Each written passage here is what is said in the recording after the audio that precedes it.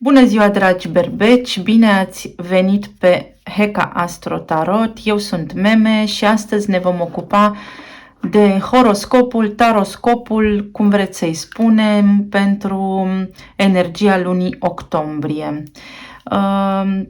Toate cele menționate se aplică pentru toți cei care au luna, ascendentul și soarele în berbec. Pentru celelalte, puteți să urmăriți de fapt și celelalte semne acolo unde aveți lună, soare și ascendent. Bun. Pentru voi, dragi berbeci, octombrie este o lună extraordinar de bună. Este o lună care aduce foarte multe evenimente în zona relațiilor. Aici reflectorul este pus pe voi. O lună în care se îmbunătățesc foarte multe aspecte din viața voastră, mai ales în zona relațiilor. Soarele și Venus vă tranzitează casa a șaptea, casa relațiilor, unde situații care păreau fără rezolvare vin acum cu un deznodământ fericit. Este o lună în care și Mercur iese din retrogradare pe data de 2 octombrie, iar în data de 11 octombrie se mută în casa 7 a relațiilor la voi și vine cu clarificare, cu foarte mult dialog cu partenerul de viață, atât pentru cei care sunt căsătoriți, cât și pentru cei care nu sunt căsătoriți.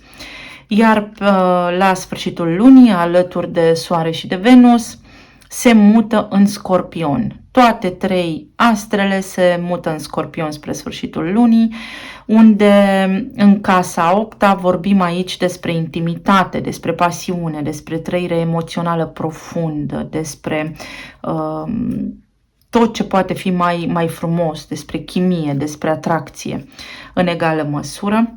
Să fiți un pic cu băgare de seamă, pentru că pot apărea așa discuții, gelozie, manipulare, conflicte ușoare, da, provenite din intensitatea Scorpionului. După o perioadă lungă de confuzie, cel puțin în relații și amânare, pentru că Mercur a fost retrograd până pe 2, mă gândesc că este ceva nemaipomenit, că vine și luminează, aprinde așa cumva un bec în sfera asta a relațiilor și invită ambii parteneri la dialog. Este extraordinar de bine și pe plan financiar. Berbecii pot reuși să schimbe locul de muncă sau pot reuși la locul de muncă actual să rezolve situații și provocări pe care le aveau și le simțeau fără scăpare, fără soluție. Este o lună minunată, este o lună în care este bine să fim totuși chibzuiți cu banii, să cheltuim cu simț de răspundere, este o lună în care este bine să evităm conflictele, este bine să lăsăm deoparte ego-ul și să dăm atenție partenerului nostru de viață cu generozitate, prin a face acte mici sau lucruri mărunte care pentru ei cu siguranță vor conta. Tot la sfârșit de octombrie, pe 25, are loc o eclipsă de soare în casa 8-a. Casa 8-a mai vorbește și despre banii altora și despre moșteniri. Vor avea aici ceva loc evenimente de această natură. Dacă nu aveți nimic de moștenit, atunci clar vine cu ideea aceasta despre a se pune amprenta pe tot ce înseamnă eu-ul meu, tot ce înseamnă valoarea mea și tot ce înseamnă modul în care mă exprim, despre dragoste, despre intelect și despre spirit. Pentru că noi toți știm că berbecii sunt ai spiritului, sunt despre spirit, acțiune și curaj. Bun, să vedem acum care este tema principală a berbecului, pe lângă cea a relațiilor, sau poate doar aceasta este de luat în calcul. Să spunem scuze, să ne cerem iertare. Poate voi, dragi berbeci, așteptați ca partenerul de viață să își ceară scuze sau voi doriți să vă cereți scuze de la partenerul de viață sau poate nu doriți, dar ar fi bine să o faceți. Poate vorbim aici de locul de muncă unde aveți așa colegi sau colaboratori, asociați cu care ați avut o perioadă, după cum spuneam, plină de confuzie și de amânare și de neînțelegere și este bine să clarificați în octombrie, care este o lună a echilibrului și a relațiilor, tot ceea ce trebuie clarificat, să discutați cu cărțile pe masă și cu sinceritate ce trebuie discutat, astfel încât toată lumea să iasă bine din povestea aceasta. Să vedem ce spun cărțile. Relație, bani și sănătate. Relație, bani și sănătate. Așa. Să vedem relație. După cum spuneam, pentru că a fost Mercur retrograd, au existat aici poate conflicte, poate confuzii, poate neînțelegeri care acum se rezolvă. Avem 5 de bâte și 3 de bâte. O energie de foc. Această carte reprezintă berbecul, această carte reprezintă leul, poate mă adresez aici cuiva cu soare în leu și ascendent în berbec sau lună în berbec sau vreunui leu cu ascendent în berbec sau cu lună în berbec sau vreunui cam atât, cred. Înțelegeți voi ce am vrut să spun. M-am pierdut puțin din cauza lui 3 de bâte și eu sunt berbec și mă gândeam ce ar putea să apară. Este o lună în care apar soluții. Soluții de acolo de unde voi nu le vedeați. 5 de bâte vorbește despre orgoliu, vorbește despre luptă, vorbește despre nevoia de a avea dreptate în parteneriat, aici în relația voastră de iubire. Pentru moment, dacă nu puteți permanent, măcar acum este bine să lăsați deoparte orgoliul, cearta și să priviți către orizont. Pentru că primiți niște vești, fie faceți o călătorie în străinătate, fie vă vin niște vești de la distanță, fie vă vin niște vești pe care le așteptați de mult, evident de la partenerul de viață sau de la persoana la care voi vă gândiți acum. Așa. Și o clarificare.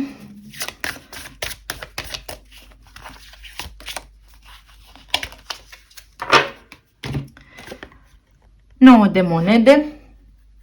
Asta este Venus în casa 7-a și mai apoi Venus în casa 8-a, care spune mă simt bine cu mine, spune că depășesc orice provocare am în această lună, spune că mi este ok, înțeleg că dacă eu singur sunt bine, atunci și partenerul meu de viață sau persoana la care mă gândesc eu clar nu va mai veni năpustită asupra mea cu conflicte. Dacă eu nu atrag conflictele nu se aliniază cu vibrația mea.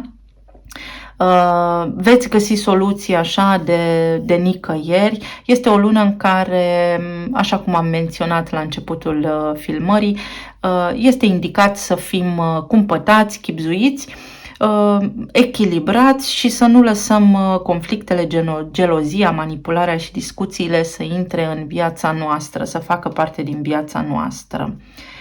Și o carte oracol, nu aceasta, aceasta.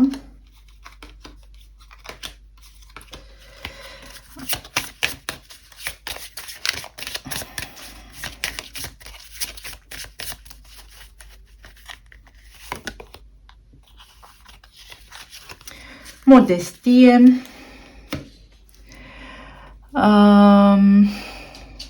Aveți oportunitatea să dezvoltați o stare, o trăire, sentimente de iubire, sentimente de conștientizare pentru voi și pentru toată lumea, pentru toți cei care vă înconjoară și să înțelegeți că fiecare om este pe calea sa, să vă înțelegeți partenerul de viață sau să vă eliberați dintr-o relație, dintr-o conjunctură, dintr-o poveste care poate nu vă servește și nu vă ajută, astfel încât să lăsați deoparte conflictul, să înțelegeți că fiecare om are propria poveste de viață, fiecare om are traume, are bucurii, suntem diferiți și dacă dragoste nu e, nimic nu e, adică nu există conviețuire acolo.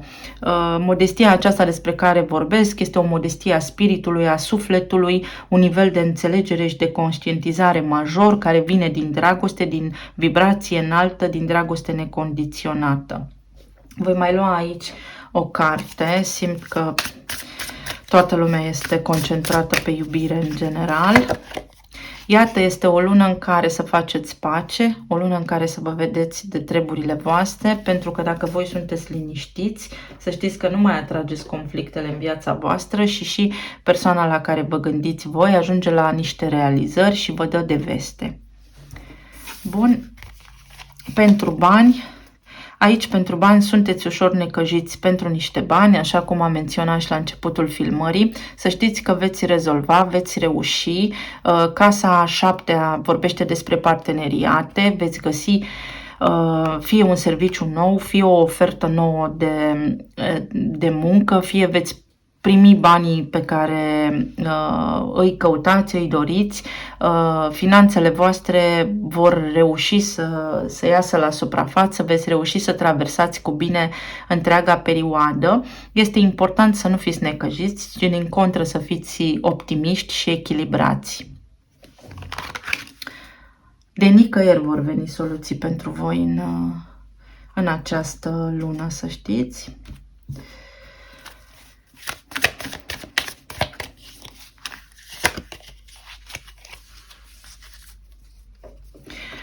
Nu vedeți luminița de la capătul tunelului, dar cu Venus, cu Soarele și cu Mercur acolo, veți începe să vedeți luminița de la capătul tunelului, cel puțin din a doua jumătate a lunii octombrie, din ce în ce mai clar.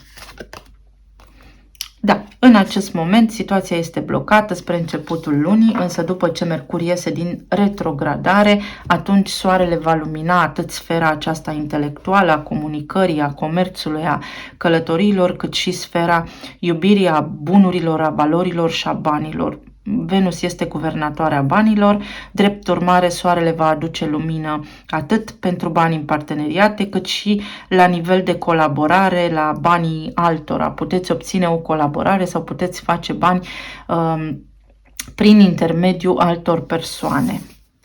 O să iau și aici o carte oracol. Veți reuși, da? Să scăpați de provocările financiare, exact cum am menționat. Pe sfera de sănătate,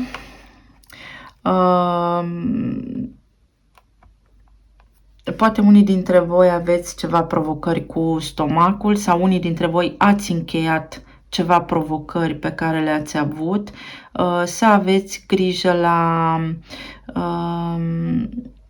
tot ce ține de zona taurului, la gât, la răcel, la tuse, la vorbit, la sistemul endocrin, să aveți grijă la gastrite, la tot ce se află sub lupa gastroenterologiei, să aveți grijă să vă hrăniți, să vă alimentați și să vă odihniți.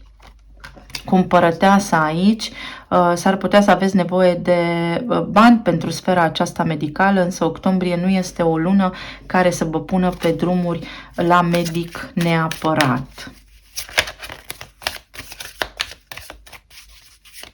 Pentru doamnele care sunt însărcinate, este nevoie de mai multă odihnă și de un pic de atenție pe această sferă de grijă, să mâncați tot ceea ce vă doriți dacă aveți pofte. Marele preot.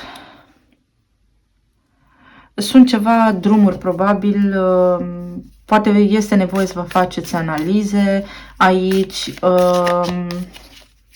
Taurul, cu siguranță s-ar putea să trebuiască să fiți nevoiți să cheltuiți niște bani pentru sănătate sau poate să vă luați niște medicamente, niște produse care să vă ajute și să vă susțină sănătatea. 4 de spade spune exact despre ce am vorbit mai devreme, să ne odihnim, să dormim. Este o lună de repaus. Pentru berbeci, octombrie este o lună de repaus. Dacă berbecul înseamnă acțiune, balanța înseamnă echilibru și aceste două semne sunt la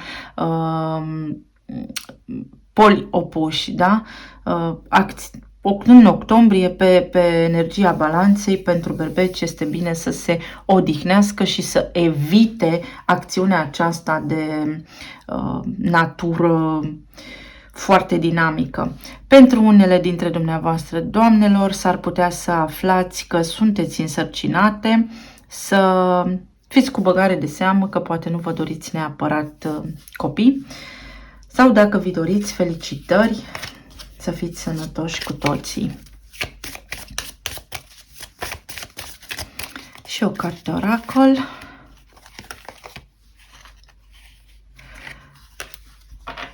Give each other space. Să vă menajați un pic, atât voi cât și partenerul vostru de viață, mai ales la nivel de surmenaj și de oboseală. Deci dacă ar fi să vorbim despre ceva la nivel de sănătate, aș spune că există o doză de epuizare psihică aici, o doză de oboseală cronică acumulată și este nevoie atât voi să vă odihniți, cât și partenerul vostru de viață. Și câte un simbol din acesta magic pentru fiecare sferă.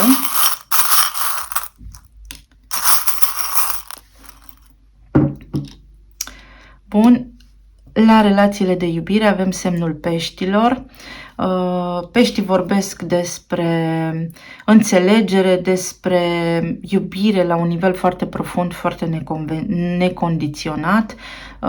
Poate aveți legătură cu un pește aici, cu cineva din semnul peștilor. Sau poate peștii mai înseamnă și vindecare, este acest moment bun și 6 de spade vorbește despre vindecare. Este un moment extraordinar de bun să vindecați tot ce nu a funcționat în relația voastră. La nivel de carieră și finanțe avem această mână divină care vă este întinsă. Cineva vă oferă ajutor, divinitatea vă oferă ajutor când nici nu credeți voi că se mai poate. Iar la nivel de sănătate avem inițiala G. Să vedeți cum rezonați cu aceasta. Ca semne astrologice aici am spus că avem berbecul, avem leul, avem peștii, avem vărsătorul, avem taurul, avem scorpionul, taurul din nou, scorpionul din nou, peștii din nou, taurul, vărsătorul, taurul și berbecul. Evident, nu este neapărat nevoie să vorbim doar despre aceste semne, însă vibrațiile, arhetipurile acestor semne vor crea o dinamică specială în viața voastră. Și ca sfat pentru luna octombrie pentru voi a ieșit, o să iau una vreau, una iau.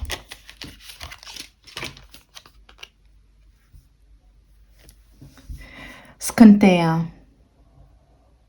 Sunteți intermediarii spiritului aici pe pământ, voi dragi berbeci, voi sunteți scânteia, deschideți drumul umanității, către frumos, către iubire, către soare, către vitalitate. Este nevoie de berbeci, mai ales în perioada aceasta în care umanitatea are atât de mare nevoie de curaj. Vă mulțumesc tare mult, să vă servească, să vă ajute, să fiți bine, să fiți sănătoși și să fiți cu inima deschisă către tot, către iubire și către frumos. Vă îmbrățișez cu drag până pe data viitoare. Să fiți bine. Pa, pa!